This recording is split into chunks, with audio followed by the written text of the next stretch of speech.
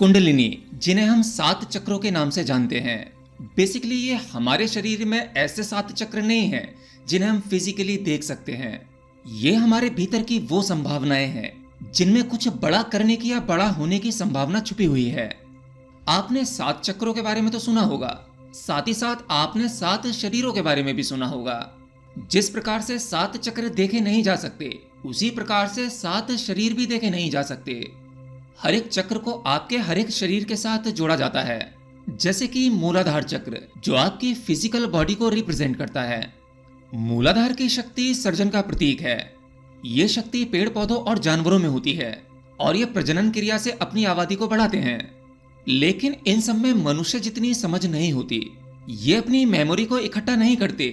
ये जो भी अनुभव एक्सपीरियंस करते हैं, बस करा और छोड़ दिया। ये अपने मन में अपने भीतर इन यादों को संग्रहित करके नहीं रखते, इसलिए ये मूलाधार चक्र पर ही रुके हुए हैं और इनका विकास क्रम यहीं तक है। परंतु मनुष्य को जो चीज स्पेशल बनाती है वो उसकी समझ है। मनुष्य हर एक चीज का अनुभव करता है और अनुभव करने के बाद उनसे जो विचार बनते हैं, यानी जो मेमोरी बनती है, उन मेमोरी को वो जमा करके अपने भीतर रख लेता है। ये चीज मनुष्य को खास बनाती है और यही चीज मनुष्य के दुखों का कारण बनती है। आप देखेंगे जो मनुष्य जितनी ज्यादा यादें संग्रहित करके अपने भीतर रखता है, वह व्यक्ति उतना ही परेशान, बेचैन और बेबस होता है। अर्थात ये जो 7 शरीर या 7 चक्र जो होते हैं, ये आपके इमोशंस, भावनाएं और विचारों से जोड़कर देखे जाते हैं। जैसे कि मैंने कहा, आपका ये शरीर फिजिकल बॉडी मूलाधार चक्र से जोड़ा जाता है। उसके बाद मानसिक शरीर, ये आपके मन या विचारों से जोड़ा जाता है। ऐसे ही भावनात्मक शरीर जो आपकी भावनाओं से जुड़ा है। तो आपके अंदर की ये विचारों की शक्ति, भावनाओं की शक्ति और मन की शक्ति, ये और कुछ नहीं, यही आपके चक्र हैं जिनकी अपनी अपनी एक संभावना है। और अगर किसी चक्र में कोई ब्लॉकेज है तो उसके कारण आपको उसी प्रकार का दुख या परेशानी मिलती है। ब्लॉकेज का अर्थ यही है कि आपकी ऊर्जा ठीक से काम नहीं कर पा रही है, अर्थात उस चक्र की जो ऊर्जा है उसका फ्लो सामान्यतः ठीक नहीं है। और इस ऊर्जा को ना समझ पाने के कारण आपको जीवन में बहुत सी परेशानियां होती हैं। हालांकि ये जो कुंडलिनी है, यानी हमारे 7 चक्र जो हैं, ये हमारी चेतना का विकास क्रम है। एवोल्यूशन होते होते हम मनुष्य बने। पहले एक जानवर जैसे मनुष्य, यानी हमारी बुद्धि का विकास इतना नहीं हुआ। फिर धीरे धीरे चेतना का विकास हुआ, फिर हम साधारण मानव बने, फिर एक बुद्धिमान मानव। फिर जैसे जैसे एक योगी अपनी कुंडलिनी शक्ति को जागरूक करता रहता है, वैसे वैसे वो अपनी चेतना के स्तर पर आगे बढ़ता रहता है और साथ ही साथ एक साधारण मनुष्य के मुकाबले उसके अंदर कुछ ऐसी संभावनाएं पैदा हो जाती हैं जो एक साधारण मनुष्य की समझ के परे होती हैं। फिर धीरे धीरे कुंडलिनी शक्ति के विकास क्रम में आप अलौकिक शक्ति वाले मानव बन जाते हैं। फिर देव या दानव वाली स्थिति मिलती है। उसके बाद सहस्रार चक्र, यानी सर्वशक्तिमान ईश्वर वाले मानव, एंड देन शून्य, आप उसी परमात्मा में विलीन हो जाते हैं। ये एक चेतना का विकास क्रम है जिसे कुंडलिनी या 7 चक्रों के माध्यम से दर्शाया गया है। देखिए, ये मैंने पहले भी बताया है कि हमारे 7 चक्र अभी इनएक्टिव फॉर्म में नहीं है। ऐसा नहीं है कि 7 चक्र बंद हैं। 7 चक्र एक्टिव हैं, लेकिन उनमें ऊर्जा का प्रवाह बहुत धीमा है, या जिस तरीके से एक योगी का होता है वैसा नहीं है। इसे हम ऐसे भी देख सकते हैं, जिन महापुरुषों को आत्मज्ञान हो चुका है, अब चाहे वो महावीर हो, भगवान बुद्ध हो, रमण महर्षि हो, लेडी महाशय हो, ऐसे और भी बहुत सारे महान योगी, इन्होंने अपने 7 चक्रों की संभावनाओं को पार कर लिया था और हर एक चक्र की जो शक्ति है उसकी क्षमता को काफी हद तक पा लिया था। इसीलिए आज हम जो हिंदू वेद पुराणों में पढ़ते हैं, कुछ ऐसी अलौकिक शक्तियों वाली बातें जो पढ़ते हैं, चलो इतना दूर क्यों जाओ। परमहंस योगानंद जी की जो किताब है ऑटोबायोग्राफी ऑफ अ योगी, इस किताब में भी आपको काफी जगहों पर चमत्कार का वर्णन मिल जाता है, जिसमें लेडी महाशय और श्री युक्तेश्वर गिरी जी ने अपने उस जीवन काल में काफी ऐसे अलौकिक शक्तियों वाले चमत्कार किए जिस पर साधारण बुद्धि यकीन नहीं कर सकती। उसमें हम महाअवतार बाबा जी की भी कहानी सुनते हैं। ऐसे ही बहुत सारे महान योगी आज भी मौजूद हैं जो हमें प्रत्यक्ष नहीं दिखाई देते, और ये अच्छा भी है। चलिए चक्रों की थोड़ा और डिटेल में चलते हैं। चक्र कहते किसे हैं? तो एक वो बिंदु जिस बिंदु से ऊर्जा बहती है उसे चक्र कहते हैं। और उस ऊर्जा मिलने के कारण हमें जो अनुभूति होती है, जो एक्सपीरियंस होते हैं, उसे शरीर कहते हैं। जैसे आप कई बार कहते हो कि आज मेरा मन बहुत दुखी है, अब ये दुख वाला जो अनुभव हो रहा है, मन जैसा तो कुछ भी नहीं होता, आप इसे ढूंढने चलेंगे तो कहीं नहीं मिलेगा।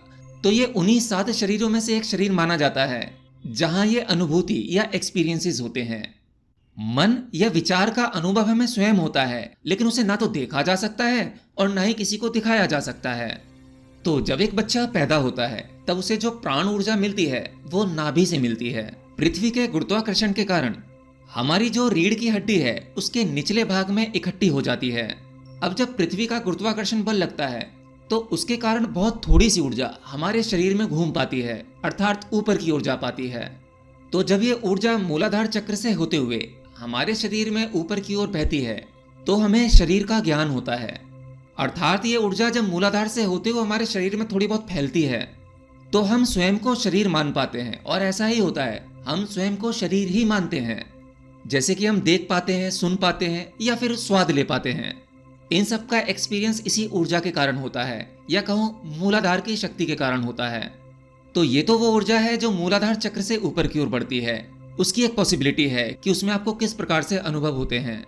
अब अगर ऊर्जा अनाहत चक्र से मिलने लगे तो कहते हैं मानसिक शरीर मिला, या आपको वैचारिक शक्ति मिलती है, अर्थात विचार मिलते हैं। अब देखो, विचार कर पाना कितनी बड़ी चीज है। अगर आप विचार नहीं कर सकते तो आप क्या होंगे। अब हर एक संभावना में दोनों ही चीजें हैं, उसके फायदे भी हैं और नुकसान भी हैं। विचार की शक्ति अगर हमारे अंदर है तो ये बहुत अच्छी बात भी है, लेकिन यही विचार की शक्ति हमें परेशान भी करती है। जब विचार नेगेटिव होते हैं तो ये हमें पूरी तरह से प्रभावित भी करती है। तो वहीं अगर एक योगी अपनी ऊर्जा को बैलेंस करके इन 7 चक्रों से गुजारता है तब वो इससे होने वाली परेशानियों से मुक्त हो जाता है। अब ये भी समझ लेते हैं कि हमारे 7 चक्र के ब्लॉकेजेस क्या होते हैं। असल में ये ब्लॉकेजेस कुछ और नहीं, आपकी स्मृतियां हैं, आपकी यादें या आपकी मेमोरी। जैसे आपको बचपन से ही किसी चीज से डर है, हालांकि उस डर का कारण होता है, अब वो चाहे पिछले जन्म से रिलेट हो या इस जन्म की कोई ऐसी घटना हो जिसके कारण आप किसी विशेष चीज से डरते हैं। अब वो पानी से भी हो सकता है, ऊंचाई से हो सकता है, किसी जानवर या किसी व्यक्ति से हो सकता है, या फिर जब आपका कोई प्रियजन आपसे बिछड़ जाता है या उसकी मृत्यु हो जाती है, आपका वो अनुभव बहुत दुखद होता है। वो एक दुखद अनुभव ऐसा होता है जैसे मानो आपकी तो दुनिया ही उजड़ गई। आपका मन उस मेमोरी को भी अपने अंदर जमा कर लेता है। किसी स्त्री या पुरुष को देखकर अट्रैक्शन हो जाना, फिर उसे पाने की या भोगने की तीव्र इच्छा का जन्म होना। अब आप कुछ भी करके उसे पाना चाहते हैं, परंतु अगर वो नहीं मिलता या नहीं मिलती तब आपके अंदर एक दुख पैदा होता है, बहुत गहरा दुख जो आपको आघात करता है। असल में ये दुख कुछ और नहीं, ये एक मेमोरी है, ये कुछ विचार हैं जो फिर से आपका मन अपने भीतर इकट्ठा करके जमा कर लेता है। आपके ये सभी इमोशंस, सभी विचार, सभी भावनाएं, यही ब्लॉकेजेस होते हैं जो आपकी ऊर्जा को मूलाधार से सीधा स्ट्रेट नहीं जाने देते। और जिस जिस चक्र पर यह ऊर्जा फंसती है, अर्थात जहां ब्लॉकेज होता है, वहीं की परेशानी और दुख आपको मिलने लगता है। अब सवाल ये उठता है कि हमारे जो 7 शरीर या 7 चक्र हैं, उनके जो ब्लॉकेजेस हैं उनको किस प्रकार से हटाया जाए। तो देखिए, इसके लिए कुछ विशेष तरीके हैं। पहला तरीका है मेडिटेशन, अर्थात ध्यान। जब कोई व्यक्ति ध्यान में गहरा उतरने का प्रयास करता है तब उसके अंदर के ये जो ब्लॉकेजेस होते हैं, या मैं कहूँ जो भी मेमोरी होती हैं जो वाइब्रेट करके उसे कष्ट देती हैं, ध्यान की अवस्था में वह साधक उन सभी मेमोरी से डिटैच होने लगता है, उनसे अलग महसूस करने लगता है स्वयं को, जिसके कारण उसके भीतर मूलाधार से ऊर्जा जागती है और ऊर्जा का वो फ्लो ऊपर की ओर बढ़ता है और जहां पर जिस चक्र पर जो ब्लॉकेज है उसे धक्का देकर ऊपर निकल जाता है, जिससे कि उसकी वह समस्या खत्म हो जाती है। आपको पता कैसे लगता है कि ऊर्जा ने ब्लॉक को धक्का देकर आगे की ओर बढ़ने की कोशिश कर रही है, अर्थात आपके सूक्ष्म शरीर के ब्लॉकेजेस की एनर्जी के माध्यम से क्लीनिंग हो रही है। तो इसका पता हर एक साधक को लगता है। जैसे कभी कभी उसके शरीर में झटके लगते हैं, आराम से बैठा है और अचानक से पूरा शरीर हिल गया, एक झटका लगा। या सोते समय जब वह सोने का प्रयास कर रहा है तो फिर झटका लगा। कई बार नींद में भी झटके लगते हैं। कुछ साधकों को लाइट दिखने लगती है, जैसे लाइट फ्लैश हुई, ये किसी कलर की लाइट फ्लैश हुई, बैंगनी कलर की या नीली कलर की। तो इसका अर्थ यह है कि ऊर्जा तेजी से ऊपर की ओर निकलने की कोशिश कर रही है और उस ब्लॉकेज को हटाकर ऊपर बढ़ रही है। तो यहाँ पर साधक को समझ लेना चाहिए कि चक्रों का क्लीनिंग प्रोसेस चालू है। तो ये तो था ध्यान के जरिए ब्लॉकेजेस को हटाना। दूसरा है साक्षी भाव। साक्षी भाव भी आप ध्यान में जाकर कर सकते हैं, या अपनी डे टू डे लाइफ में जो भी कुछ कर रहे हैं उसमें भी साक्षी भाव को साध सकते हैं। साक्षी भाव का बेसिकली मतलब यही होता है, जैसे मान लीजिए आप ध्यान में बैठे हैं। ध्यान में बैठने के बाद आपके मन में क्या क्या विचार आ रहे हैं, आपको जो भी अनुभव हो रहा है उस अनुभव को एज ए साक्षी आप देख रहे हैं। मतलब उस समय ना तो वो अनुभव आप हो, ना ही वो विचार आप हो, ना ही ये शरीर आप हो। आप जो हो ये सब कुछ होता हुआ देख रहे हैं। आपके भीतर जो भी विचार चल रहे हैं, जो भी भावनाएं उठ रही हैं, अच्छा बुरा जैसा भी है, आप उसके साक्षी हो, परंतु आप वो नहीं हो जो आपके शरीर में हो रहा है। तो इस साक्षी भाव के प्रयोग से भी आप अपने शरीर के या सातों चक्रों के ब्लॉकेजेस को हटा सकते हैं। तो कुछ इस तरीके से आप अपने सूक्ष्म शरीर के ब्लॉकेजेस को हटा सकते हैं। देखिए, एक बात समझने की और है, आपका ये जो सांसारिक जीवन है इसमें जो भी दुख परेशानियां होती हैं, इनके बारे में तो मैंने बता दिया कि ये आपके ब्लॉकेजेस के कारण होती हैं। ऊर्जा का फ्लो आपके सूक्ष्म शरीर में ठीक से नहीं हो पा रहा, जिसके कारण आपको मानसिक और भावनात्मक तकलीफें होती हैं। लेकिन आपकी फिजिकल बॉडी की जो भी तकलीफें होती हैं वो भी आपके इन सातों चक्र से जुड़ी हुई हैं। अर्थात आपकी जो भी फिजिकल बीमारियां होती हैं वो भी ऊर्जा के डिसबैलेंस के कारण होती हैं। हर प्रकार की बीमारी आपके हर एक चक्र से जुड़ी हुई है। अगर पता लगा लिया जाए कि किस चक्र में क्या तकलीफ है तो आप अपनी उस बीमारी को भी ठीक कर सकते हैं। और ये पता लगाना इतना मुश्किल नहीं है।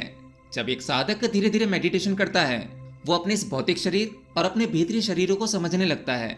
धीरे धीरे उसके अंदर इतनी समझ डेवलप होने लगती है कि वो अपनी भावनाओं को ठीक से एनालिसिस कर पाता है और ये जान पाता है कौन से नेगेटिव विचार या कौन सी भावना किस चक्र से रिलेट कर रही है, उसको कहाँ हल्का या भारी लग रहा है, जिससे वो प्रॉपर उस पर काम करके उसे ठीक कर सकता है। हालांकि इसके कुछ हीलिंग प्रोसेस भी होते हैं जो एक गुरु जानने के बाद उसे ठीक कर सकता है। अब इन 7 चक्रों और हमारे भौतिक शरीर की बीमारियां जो हैं ये आपस में कैसे लिंक करती हैं, इसका प्रमाण आप ऐसे भी समझ सकते हैं। कोई भी बीमारी शरीर के ऊपर आने से पहले वो कहीं ना कहीं आपके मन में होती है। अर्थात अगर आपका मन स्वस्थ है, विचार पॉजिटिव हैं, तो ऐसे शरीर में जल्दी बीमारियां नहीं आती। वहीं एक व्यक्ति जो दुखी है, परेशान है, इतना ज्यादा कि वो स्वयं को डिप्रेशन में मानता है, तो एक डिप्रेस्ड पर्सन, उसकी कंडीशन धीरे धीरे इतनी खराब हो जाती है कि उसका शरीर भी बीमारियों को बुलाने लगता है। यानी पहले वो मानसिक रूप से बीमार पड़ता है, वो कमजोर पड़ता है, उसके बाद बीमारियां उसके शरीर में प्रवेश करती हैं। तो अगर आपको मानसिक रूप से और शारीरिक रूप से स्वस्थ रहना है या फिर एक साधक के रूप में अपनी छुपी हुई संभावनाओं को जगाना है, तो आप मेडिटेशन कर सकते हैं या फिर साक्षी भाव का ध्यान कर सकते हैं। योग में बहुत सारे तरीके हैं, अष्टांग योग भी है, तो आपके लिए जो भी सहज है आप उसे फॉलो कर सकते हैं और इन गुण विद्याओं का फायदा उठा सकते हैं। तो बस आज के लिए इतना ही, मिलता हूं नेक्स्ट वीडियो में, तब तक के लिए जय श्री कृष्ण।